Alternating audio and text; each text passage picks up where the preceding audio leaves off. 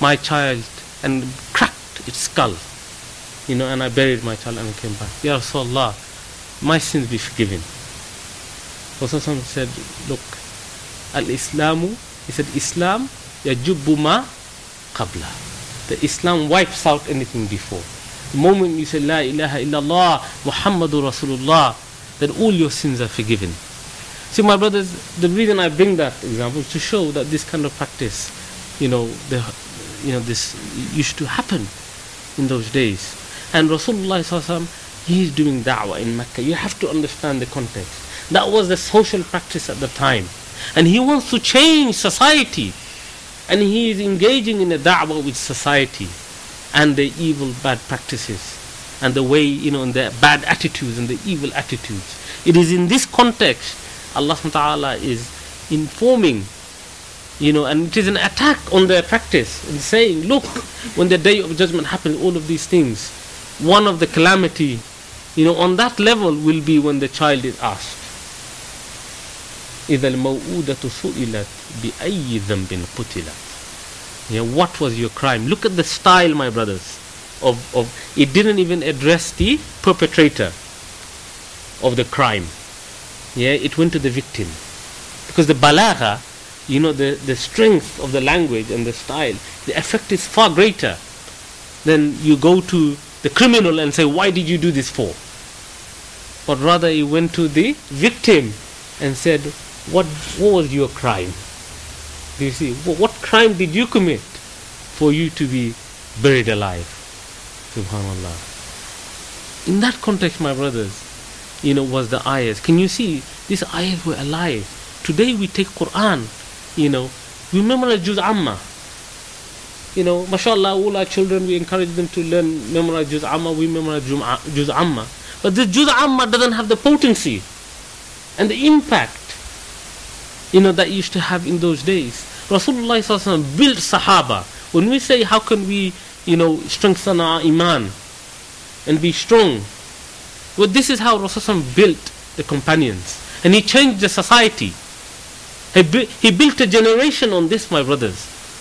Until we start reflecting on these ayahs and connecting these things to life again, these ayahs will lose its power and its strength for us. So the social aspect that the Quran addressed and it criticized, today, why are we not thinking and reflecting and connecting this to life? Today we are being attacked. That look, you wear hijab.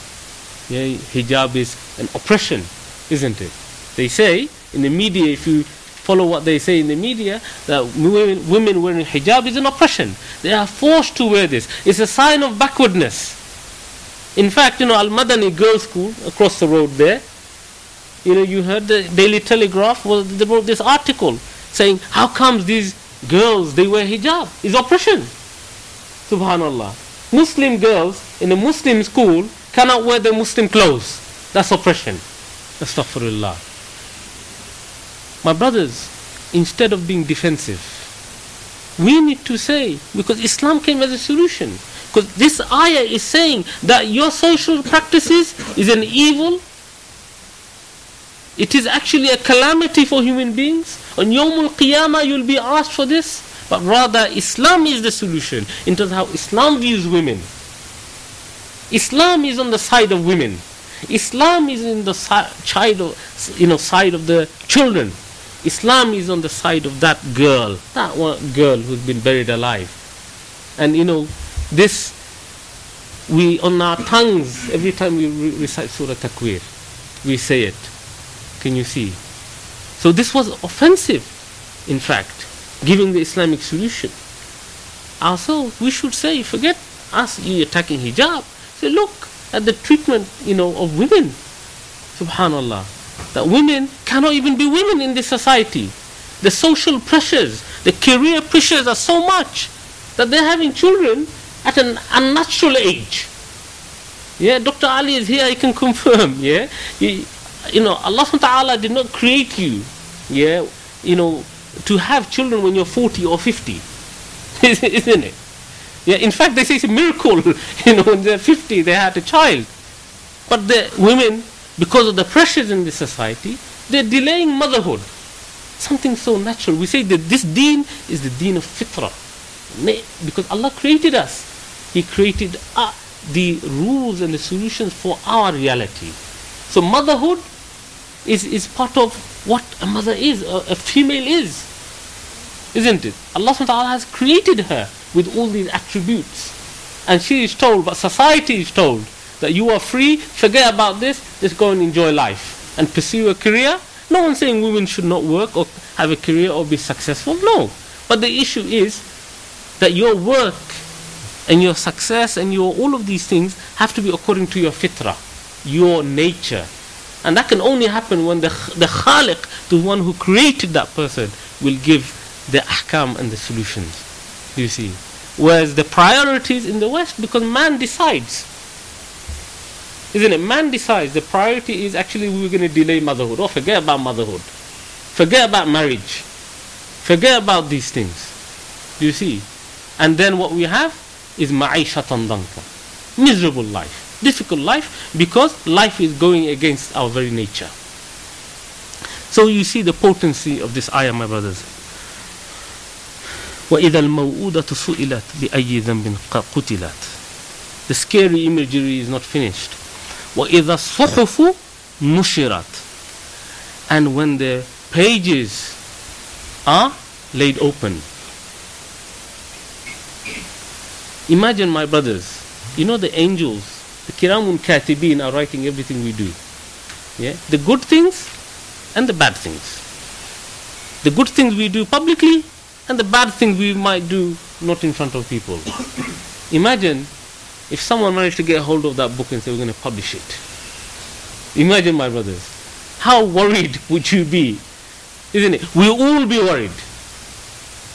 Everyone. No sheikh, no maulana, nobody on this earth will say, I am perfect, so you can publish my record. Everyone's going to be so worried and scared and shameful. You put your head in shame, subhanallah, if all people know the sins I commit and my weaknesses. Isn't it? On that day, وَإِذَا الصُّحُفُ نُشِّرَتْ, when the pages will be laid open for everyone to see your record, how you were. Some hadith narrated by Aisha in An-Nasa'i. Rasulullah said that Rasulullah said, يُبْعَثُ النَّاسِ يَوْمُ الْقِيَامَةِ حُفَاةٌ عُرَاةٌ غُوَلًا.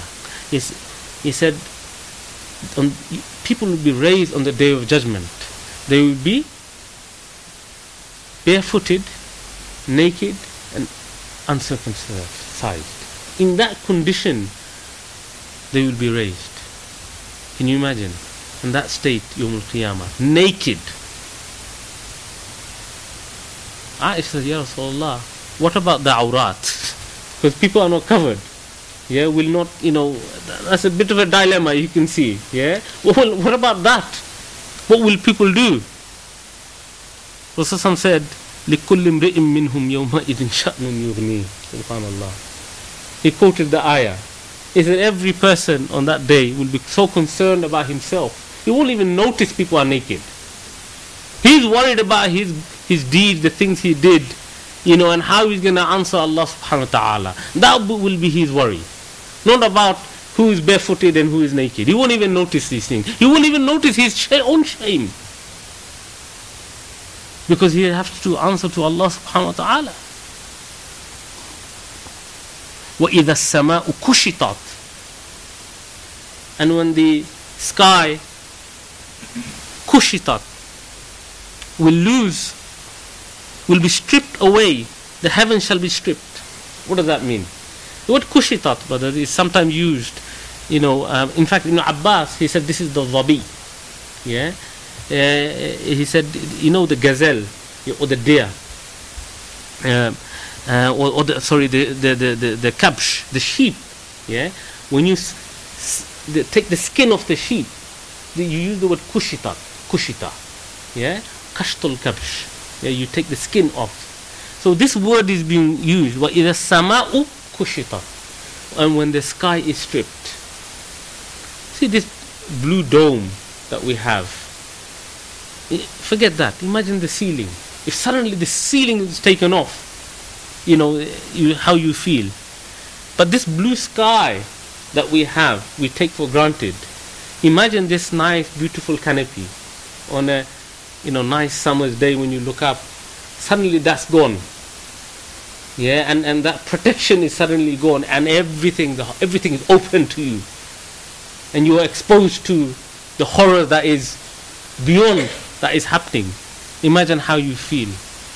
You see, that's the imagery Quran is giving. وَإِذَا الْجَحِيمُ سُعِرَتْ, and when the Jahim, the fire, is set ablaze. SubhanAllah, it is fire itself. Fire is fire. But when the fire itself is set ablaze, can you imagine? Subhanallah. وَإِذَا الْجَحِيمُ سُعِرَتْ وَإِذَا الْجَنَّةُ أُزْلِفَتْ, and when the Jannah and the paradise is drawn near.